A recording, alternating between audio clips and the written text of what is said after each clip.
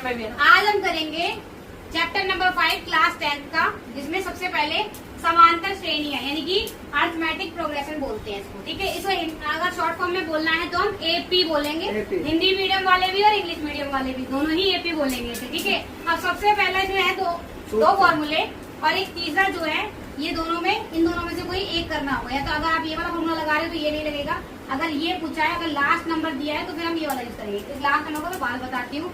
पहला फॉर्मूला देखो, एन मतलब अरिथमेटिक प्रोग्रेशन। इसका मतलब क्या होता है? देखो, संख्या की एक विशेष क्रम में व्यवस्था, मतलब आप एक सीक्वेंस से कोई चीज लिखना ताकि उनके बीच अंतर समान हो, मतलब समान डिफरेंस जो है ना इक्वल होना चाहिए। जैसे मैंने एग्जांपल भी लिखा है 1 2 3 4 कंटिन्यू काउंटिंग है, 100 तक है। अब इनके बीच का डिफरेंस देखो, 1 में 1 प्लस किया तो 2 आ गया, 2 में 1 प्लस करेंगे तो क्या आएगा 3 में 1 प्लस करेंगे तो क्या आएगा 4। ऐसे करते करते सबका डिफरेंस क्या आ रहा है? डिफरेंस बोले तो डी है ना। तो यहाँ पे डिफरेंस क्या आ रहा है 1।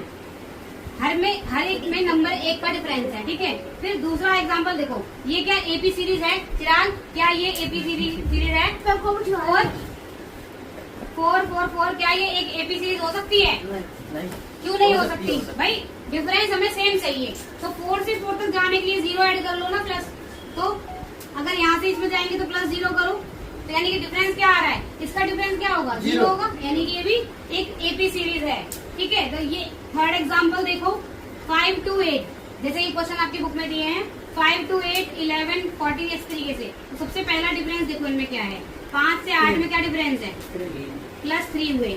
फिर आगे गए 11 पे तो कितना +3, फिर 11 से 14 पे जाएंगे तो +3। ऐसे करते करते सीरीज चल रही है। लास्ट में एक nth टर्म आती है, यानी कि हाँ, या तो देखो ये ऐसे काउंट करते हैं 1 2 3 ऐसे काउंट करते हुए वो टर्म दे देगा आपको। देखो 20 ये चीज है कि लास्ट की n जो है वो 20 टर्म है। ठीक है, या फिर वो आपको देगा सम। अगर वो सम देगा तो आप SN लिख दोगे, और अगर आपको वो नंबर देगा तो आप 20n लिखोगे। ठीक है, इस तरीके से ये चीज हो गई। अब इसमें फॉर्मूले देखो, फॉर्मूले कैसे बने हैं और कहाँ से इसमें ये चीजें ऐड की है। सबसे पहले देखो ए, जैसे इधर देखो, ये मैंने बताया क्वेश्चन 5 8 11 वाला क्वेश्चन है।